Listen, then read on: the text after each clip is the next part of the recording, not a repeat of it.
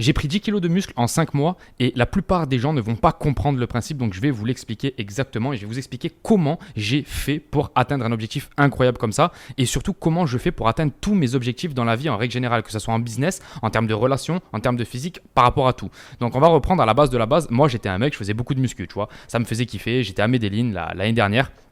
Et à Medellin, il y a beaucoup de gens qui font de la muscu, il y a beaucoup de gens qui prennent soin de leur corps et donc c'est la base de faire de la muscu. Mais j'ai jamais eu un physique exceptionnel, j'avais juste, je te mets des photos là au passage, j'avais juste un bon petit physique, je kiffais bien, c'était sympa. Quand j'étais un peu congestionné, c'était cool, mais sinon, j'avais pas un physique exceptionnel.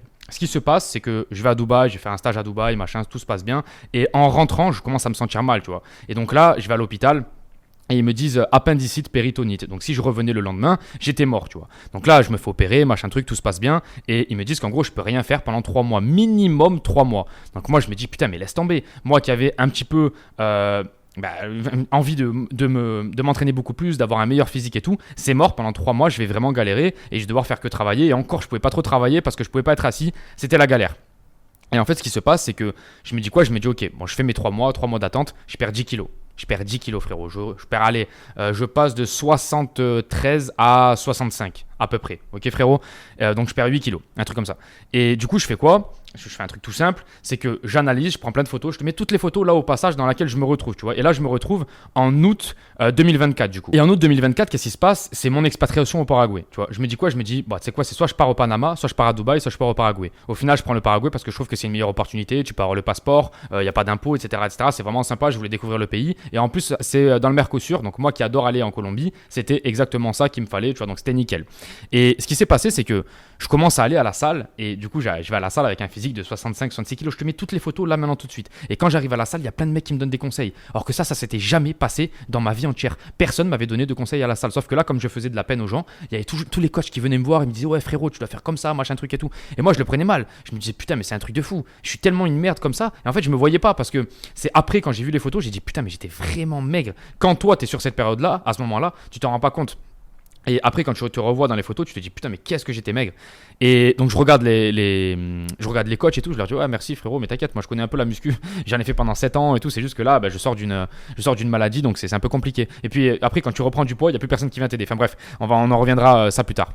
Mais donc, du coup, là, je commence à retourner à la muscu et tout. Et quoi, en l'espace de. Allez, je me remets à bien manger, etc. etc. Vraiment, je refais du sport bien pendant 2 mois. Et je reprends 6 kilos, 6-7 kilos que j'avais reperdu. Et au final, je me retonifie. Donc, je te mets les photos là maintenant tout de suite. Le corps était mieux, mais c'était pas non plus très masculin. C'était pas non plus aujourd'hui comme j'ai maintenant. J'aime bien la carrure que j'ai. Je kiffe beaucoup plus aujourd'hui que ce que j'étais à ce moment-là, tu vois. Donc là, je pars à Cali, je retourne en Colombie. Pourquoi? Parce que la Colombie me manque trop. Et finalement. Je commence un peu à bouffer de la merde, etc., etc. Donc, je commence à prendre du fat. Je te mets aussi les photos là en même temps. Et je me dis quoi? Je me dis, putain, il faut que je revienne vers un objectif de corps, tu vois. Donc, je suis en Colombie, je vois plein de meufs. Je casse mon nofap à ce moment-là. Donc, ça commence à être un peu plus compliqué pour me focaliser sur un objectif, que ce soit business, que ce soit corps, relation, n'importe quoi. J'étais vraiment un peu en train de faire de la merde. Et du coup, je me dis, bon, vas-y, en décembre, je vais me reposer à Ascension. Et à Ascension, je vais vraiment faire quelque chose. Je vais prendre un appartement qui est sympa. Et je vais vraiment faire quelque chose de long terme. Là, je rencontre un ami à moi qui adore la musculation et ce frérot il me donne énormément de conseils par rapport à la muscu et là je sors un physique en l'espace de 2 mois donc du coup on va dire du 20 décembre jusqu'au 20 février donc du coup on est aujourd'hui on est le 23 mais le 20 février alors là je te mets les photos un petit peu de comment je suis j'ai vraiment transformé mon corps et j'ai vraiment transformé mon physique et il y a plein de gens à la salle qui me le disent qui me disent frérot comment t'as fait pour changer comme ça et j'ai dit bah les gars je vais vous faire une vidéo ça sera mieux même la vidéo je l'enverrai en espagnol aux mecs c'est pas grave je m'en fous. Mais je vais leur faire une vidéo et je vais leur montrer comment j'ai fait. En fait, comment j'ai fait pour faire ce changement de physique, comment j'ai fait pour faire ce changement de finances aussi, parce que c'est pareil, je me suis transformé au niveau des finances et même au niveau des relations. J'ai un ami qui est venu me voir et il m'a dit putain, mais t'as une manière de relationner avec les gens qui est totalement différente de ce que t'avais avant il y a 2-3 ans quand on était en Thaïlande. Et il m'a dit mais comment t'as fait? En fait, ce que je fais, les gars, à chaque fois que vous avez un problème, vous êtes dans une panade. Tu es vraiment dans la galère. Tu vois. Moi, j'étais dans la galère, je fais 65 kilos. C'est la misère, tu vois. Il fallait vraiment que je change mon corps. Et je me suis dit, ok, on va faire un plan. Je suis arrivé, je me suis dit, là, tu fais combien de kilos? Qu'est-ce qu'il faut faire exactement pour reprendre des kilos. Donc il faut remanger beaucoup plus de protéines, etc., etc. Donc j'ai apporté beaucoup plus de protéines, beaucoup plus d'œufs le matin. Moi qui faisais toujours des jeûnes intermittents pour pouvoir travailler, là j'ai arrêté, j'ai sacrifié mon jeûne intermittent et j'ai commencé à remettre des œufs le matin. Tu vois, très important. Ça a changé aussi mon corps, ça. Et ça a changé aussi mon niveau de stress, je l'ai vu. Donc c'est extrêmement important de ne pas écouter tout ce qu'on te dit sur internet. Ah ouais, le jeûne intermittent c'est bien. Ça dépend pour qui, ça dépend pourquoi, ça dépend dans quelle situation, ça dépend ce que tu veux. Moi, il fallait que je mange le matin et je m'en suis rendu compte aujourd'hui, maintenant que je mange, je me sens beaucoup mieux. Donc j'ai commencé à changer mon régime alimentaire, j'ai commencé à rajouter beaucoup plus de protéines au quotidien. Moi qui diabolisais les protéines, aujourd'hui j'ai compris que c'était extrêmement important et surtout je suis allé à la salle 6 fois dans la semaine. Quand je vais à la salle, frérot, j'ai une stratégie que tout le monde va rigoler un petit peu de ma stratégie, c'est tout le monde te dit l'inverse. Moi je me mets à côté des meufs qui sont un petit peu jolies et je m'entraîne et je pense à elles tout le temps en les regardant, etc., etc. Il y en a plein qui vont me dire ouais frérot t'es bizarre, tu fais des stratégies de fou. Ben moi frérot, il n'y a rien au monde qui a pu changer mon corps comme ça. Tu vas me dire ouais c'est superficiel et tout. Frérot, moi il n'y a que ça qui marche. Frérot, si je ne regarde pas des meufs, si je ne fais pas ça pour les meufs, tu sais, en vision d'une femme future, une meuf qui m'attire, quelque chose, je n'avance pas. C'est comme ça. C'est pour ça que je vous dis souvent, il y a des gens sur ce monde qui sont souvent en mode ouais mais il faut que tu penses à toi, ouais mais attends les finances il faut que tu penses à toi, pourquoi tu le fais pour les femmes, attends t'es superficiel Valentin mais ça sert à quoi? Mais frérot, t'es là pourquoi? T'es un être de reproduction. Si tu veux pas te reproduire, tu vas faire quoi? Tu vas faire quoi sur cette planète? Tous les mecs qui se sont éloignés des femmes, à chaque fois je les ai vus dépérir. Et c'est pour ça que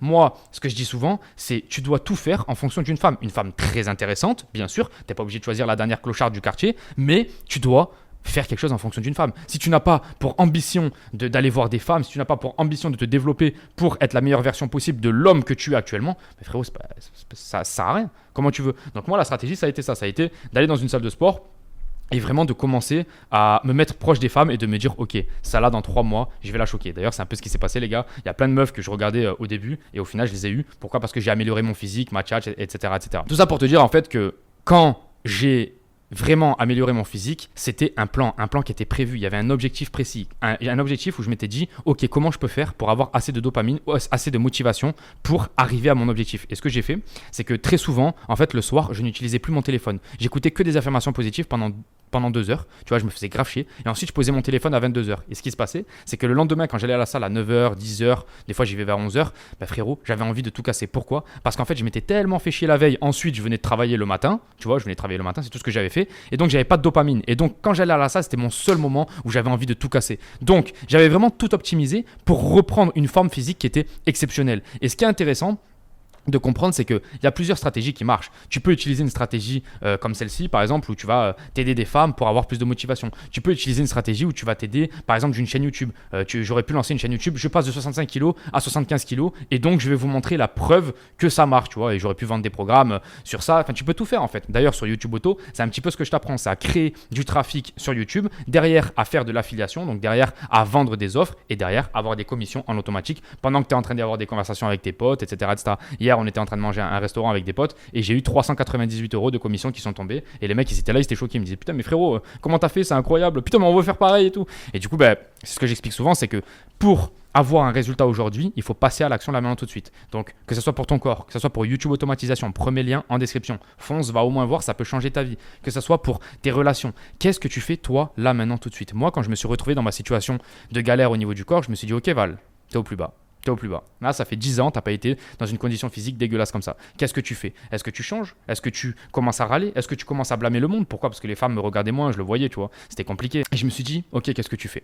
Est-ce que tu te plains? Est-ce que tu continues à te plaindre? Est-ce que tu crois que le monde va venir te sauver? Ou est-ce que tu passes à l'action et tu fais un plan? J'ai commencé à passer à l'action, c'était super dur. Pourquoi? Parce qu'au début, tu n'as pas de résultat. Et en fait, au début, tu passes à l'action pour rien. C'est pareil sur le business. Au début, tu vas commencer à galérer. Sur YouTube Auto, par exemple, tu vas trouver une première niche, ensuite tu vas changer de niche. Ouais, d'accord. Mais dans 2 mois, tu as enfin une source de revenus qui marche pour toi. Qu'est-ce que tu attends pour enfin passer à l'action dans ta vie? Qu'est-ce que tu attends pour arrêter de croire qu'il ne faut pas avoir de problème dans la vie? Tu auras toujours des problèmes. Moi, je ne pensais pas que j'allais avoir l'appendicite péritonite. Tu auras toujours des putains de problèmes. Tu auras toujours des trucs. Et en fait, c'est l'adaptation par rapport à ces problèmes. Seule la mort te tue, frérot. Seule la mort. Si tu n'es pas mort, tu peux toujours rebondir. Comprends-le, comprends ça. C'est comme le mec qui est hyper timide et qui me dit ouais, mais frérot, attends, moi je suis hyper timide. Non, déjà, t'es pas timide, ne dis pas que t'es timide. T'es dans une période de timidité, mais tu peux l'améliorer. Donc, c'est-à-dire que si tu sors tous les jours dans un centre commercial et que tu vas commencer à aborder des femmes, déjà dans une semaine, t'es beaucoup moins timide. Et toi, tu disais ah, mais je suis timide. Non, tu étais dans une période de timidité. C'est vraiment très important de comprendre ça. C'est comme je suis musclé. Non, actuellement, tu es dans une période où tu es musclé, où tu es solide. Mais frérot, il y a des périodes où tu peux te te retrouver dans la galère,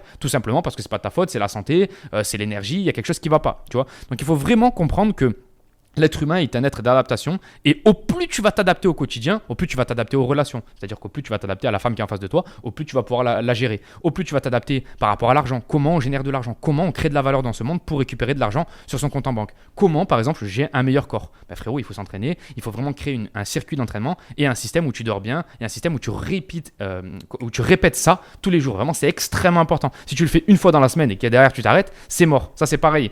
Ça m'a beaucoup appris à arrêter d'écouter tout le temps la petite voix dans ma tête. J'étais tout le temps en train d'écouter la petite voix. Ah, mais j'ai envie de faire ça, j'ai envie de faire ça. Oh, j'ai envie d'aller sur Instagram. À un moment donné, je me suis dit, putain, mais si tu contrôles cette petite voix, tu peux vraiment tout gagner dans ta vie. Val, c'est pas ça dont tu as envie? Et en fait, je me suis dit, si je veux un nouveau Valentin 2.0, parce que là, je suis vraiment à 15% de ce que je veux arriver, que ce soit en termes de physique, que ce soit en termes de mindset, que ce soit en termes de finances, que ce soit en termes de tout, de relations, je suis à 15% de ce que je veux arriver.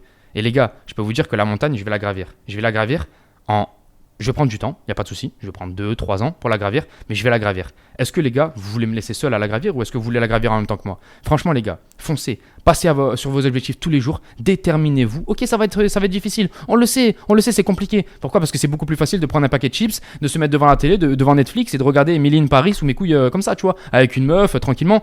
Mais frérot, c'est pas ça ce qu'on veut. Nous, ce qu'on veut, c'est les choses difficiles où il faut passer à l'action pendant longtemps et c'est ce qu'on va faire. Frérot, premier lien en description YouTube Auto. Et si t'as bien compris, tout mon plan pour passer à l'action de 65 kg à 75, aujourd'hui je suis à 75,6. Frérot, c'est full passage à l'action. C'est full discipline. C'est full motivation. Comment tu gardes tout ça? T'arrêtes d'apporter de la dopamine. Donc tu te fous en nofap et tu détermines. Frérot, c'est si simple que ça.